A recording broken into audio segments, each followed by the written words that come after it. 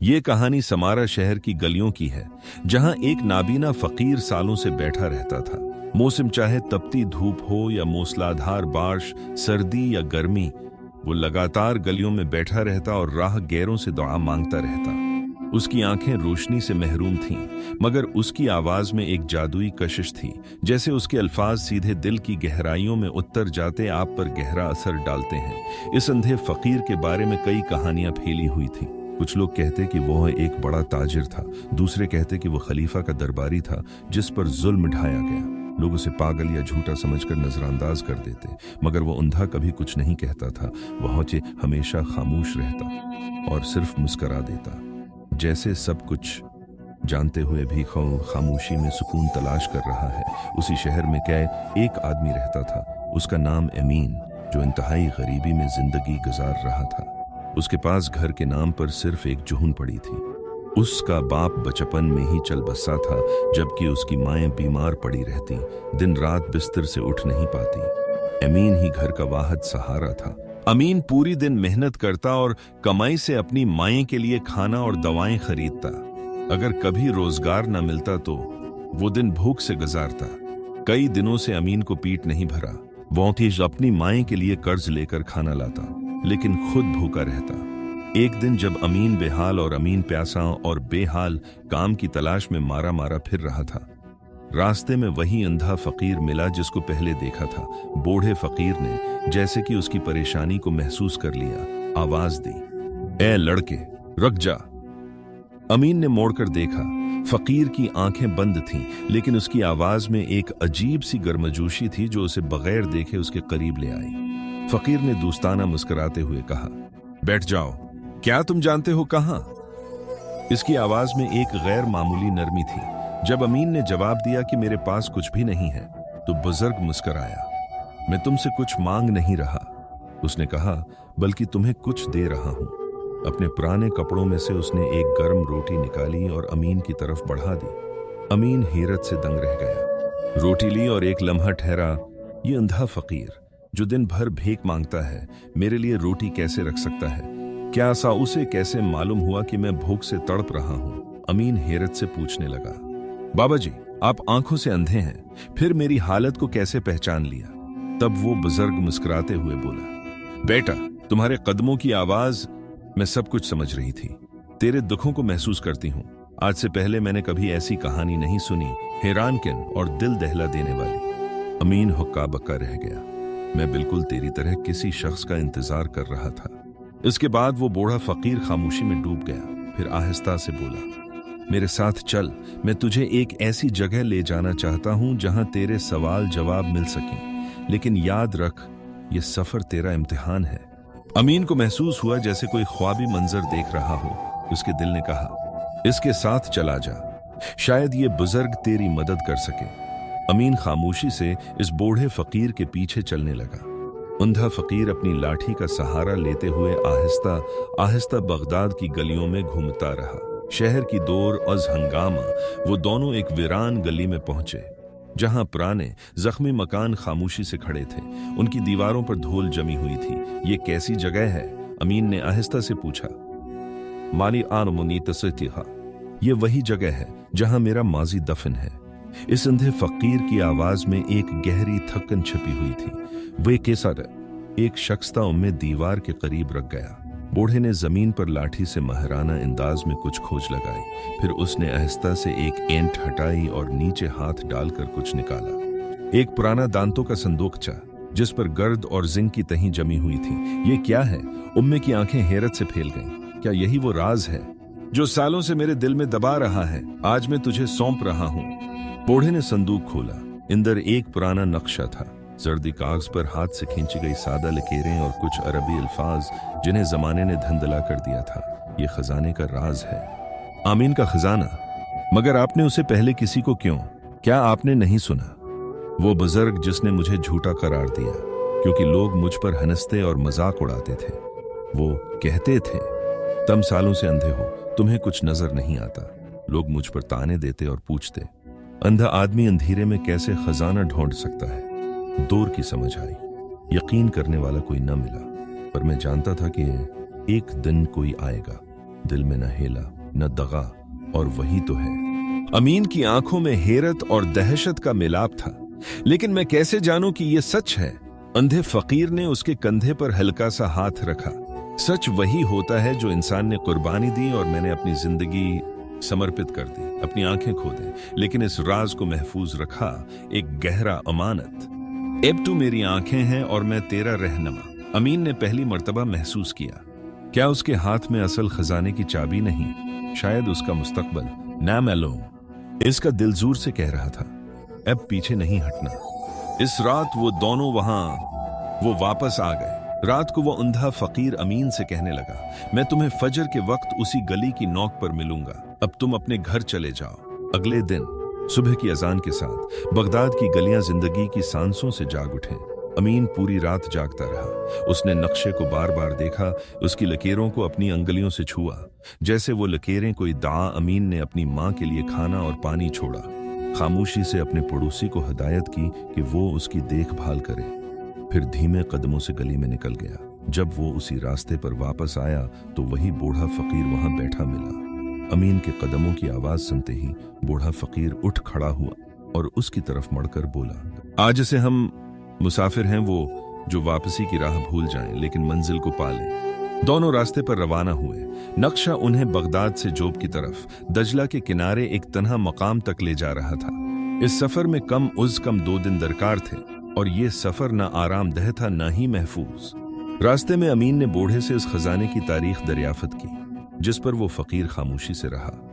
फिर आहिस्ता से कहा, यह खजाना न किसी बादशाह का है न ही किसी डाकू का, ये मेरे वालिदैन की अमानत है। अमीन हैरान रह गया, क्या मतलब? जिस पर वो अंधा फकीर बोलने लगा, मेरे वालिद एक जमाने में खलीफा के मुशीर थे। वो बहुत नेक दिल दाना मुशीर थे जिन्होंने सल्तनत के सबसे कीमती खजाने की हिफाजत का जिम्मा उठाया, क्योंकि दरबार में खयानत चूं चूं कर फैल चुकी थी। उनका दरबार में आम वहाँ उन्होंने उस खजाने को पनाह कर दिया और सिर्फ अपनी नस्ल में उसे महफूज रखने की कसम खाई। मगर फिर जंग छिड़ गई, खलीफा का तख्त इलट गया और हमारा खानदान बखर गया। मैं बचपन में ही अंधा हो गया था और इस रात को दिल में सजा रहा हूं। अमीन खामोशी से सुन रहा था। वो समझ गया था कि यह खजाना दौलत से कहीं ज्यादा एक अमानत है। एक बार फिर दोनों इस खंडर में रख के चारों तरफ सन्नाटा और अंधेरा छाया हुआ था। अमीन ने आग जलाई और फिर बूढ़े के करीब बैठकर पूछा, बाबा क्या आप कभी डरे नहीं? अमीन ने सवाल किया, डरता वो है जिसका जमीर बेचैन हो। मैंने सच को छिपाया मगर धोखा नहीं दिया। अल्लाह की तरफ से जो आजमाइश आई मैंने कबूल की। अब मेरी जिंदगी का मकसद सिर्फ एक है, यह खजाना उसके हाथ पहुंचे जो उसकी हक है, और मेरा दिल कहता है कि वो तुम हो।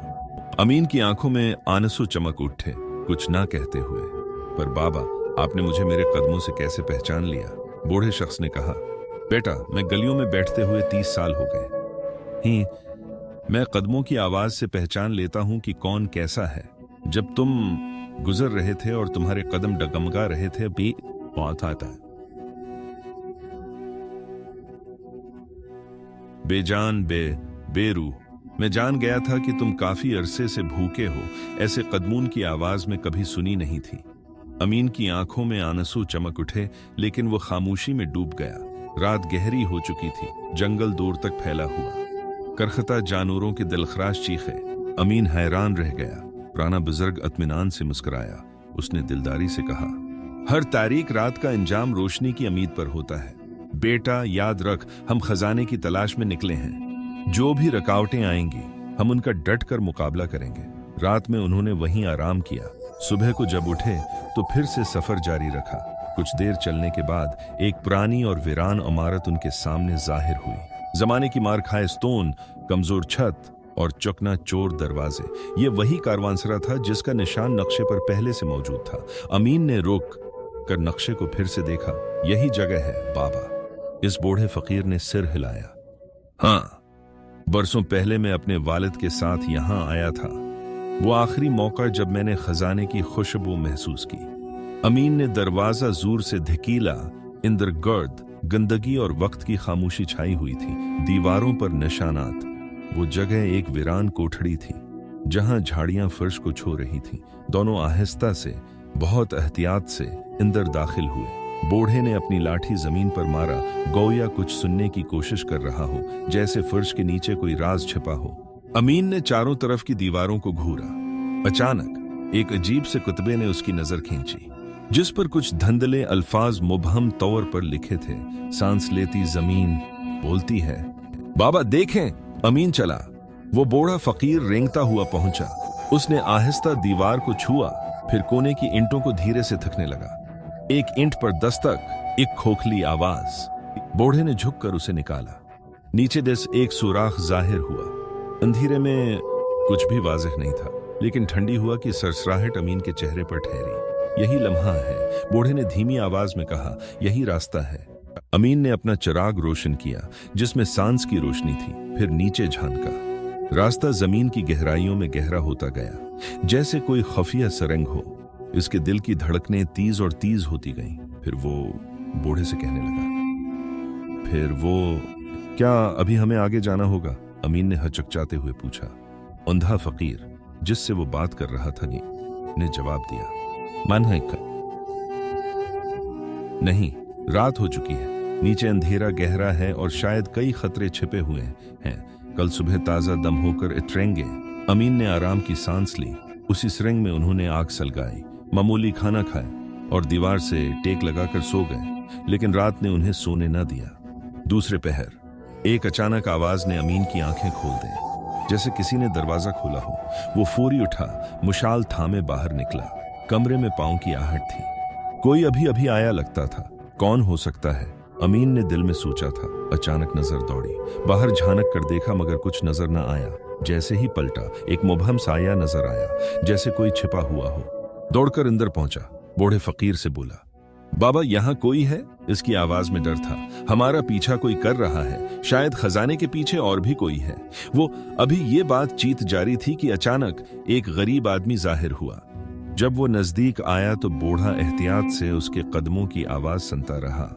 खौफनाक सुकून में मर्द ने धमकी दी, ये खजाना फौरन मुझे सौंप दो, वरना तुम दोनों को मौत के घाट उतार दूंगा। मैं मद्दतों से तुम्हारी पीछे पड़ा हुआ था। बगदाद के हर शख्स ने, मैंने पहले आप पर एतमाद नहीं किया, लेकिन अब आपकी बातों ने मुझे मुतकायद कर दिया, जैसे आप इस खजाने के राज को वाकई जानते हैं। मैंने बार बार आपसे उसके बारे में सवाल किया, लेकिन आपने कभी मुझे कुछ नहीं बताया, और अब इस गरीब लड़के को भी अपने साथ ले आए हैं। क्या उसकी हैसियत है कि वो उस खजाने को ढूंढ सके?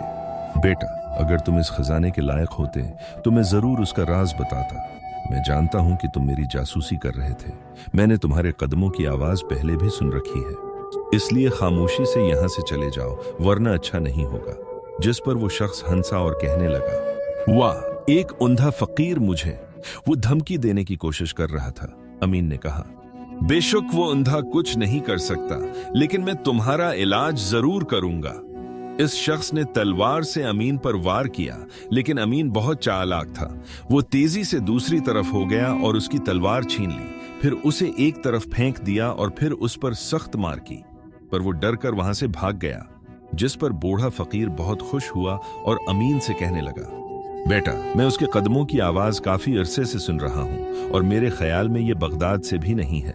न जाने ये कहां से मेरे पीछे आ गया। शायद ये किसी दूसरे शहर से आया था, लेकिन जो हाल तुमने उसका किया है, अब ये हमारे पीछे कभी नहीं आएगा। फिर वो आगे बढ़े। सामने एक गोल मटोल दरवाजा था, जिस पर बहुत बड़ा ताला लगा हुआ था। इस बूढ़े फकीर ने अपने थैले से एक चाबी निकाली और अमीन के हाथ में थमाकर कहा, बेटा, मैंने पिछले 50 सालों से उस चाबी की हिफाजत की है। अमीन ने वो चाबी लेकर दरवाजा खोला। अंदर तारीकी ही अंधेरा गहरा था, लेकिन एक नुक्ता पर रोशनी चमक रही थी। शायद कोई खजाना अपनी चमक से मुंतजर था। सब वही थे। चिराग की मदद से वो आगे बढ़े, नजरें तलाश में, दिल धड़कता हुआ। इंदरूनी कमरा बहुत कशादा था, पर गैर मुतवक्का तौर पर सादा। बिल्कुल दरमियान में एक पुराना लकड़ी का संदूक रखा था, महफूज मगर राज से भरा। अमीन की धड़कनें तेज हो गईं। क्या यही वो लम्हा था? क्या ये खजाना है? अमीन ने आहिस्ता आहिस्ता कदम उठाए। संदूक के करीब पहुंचकर वो कुछ लम्हे ठहरा, फिर झुककर उसे खोला। संदूक के अंदर सोने की अशरफियां, कीमती पत्थर और चंद परसरार कागजात थे जिन पर तहरीरें पुरानी अरबी में थीं। लेकिन इन सब से ज्यादा अहम एक नरम कपड़े में लिपटी चमकती चीज थी। एक पुरानी अंगूठी जिस पर खलीफा का निशान की दास्तान थी। अमीन ने बूढ़े फकीर से अंगूठी का राज बताया, एक पुरानी यादगार जिसमें गहरे राज छिपे थे। बूढ़े ने मुस्कुराते हुए सिर हिलाया। ये खलीफा की खास मुहर है जो सिर्फ एतमाद के काबिल कासद को दी जाती थी। मेरे वालिद को ये मुहर मिली थी एक अजीम कारनामे के बदले, लेकिन उन्होंने कभी उसे इस्तेमाल नहीं किया। अमीन ने वो संदूक उठाया और अपने घर की तरफ वापस आ गया। उसकी आंखों में तड़प थी। एहसास होने लगा माँ की दुआएं, एज बुजुर्ग फकीर की सच्चाई और अपने आंसू, सबने उसे उस मकाम तक पहुंचाया था। फकीर ने आहिस्ता कहा, हमने खजाना हासिल कर लिया है, मगर असल खजाना अब हम खुद हैं। अमीन ने संदूक बुजुर्ग की तरफ बढ़ाया, लेकिन बुजुर्ग ने उसे लेने से इनकार कर दिया और फिर कहने लगा, बेटा मैं अब क्षमा माँ के सुम तमा क्या करूंगा? जो खजाना मेरे हिस्से में आता है इससे गरीबों की मदद कर दो और बाकी तुम खुद रख लो। इसके बाद वो बूढ़ा चलने लगा तो अमीन ने उससे कहा, बाबा जी आप कहाँ जाएंगे? आप मेरे साथ ही रह लें। आपका अब इस दुनिया में कोई नहीं है। आप मेरे घर में रहें और अल्लाह की इबादत करें। मैं आपकी बहुत खिदमत करूंगा। जिस पर वो बूढ़ा फकीर राजी हो गया। अमीन उस बूढ़े को अपने घर ले आया और अपनी वालदा को पूरी दास्तान सुनाई। उसकी माँ बेइंतहा खुश हुई।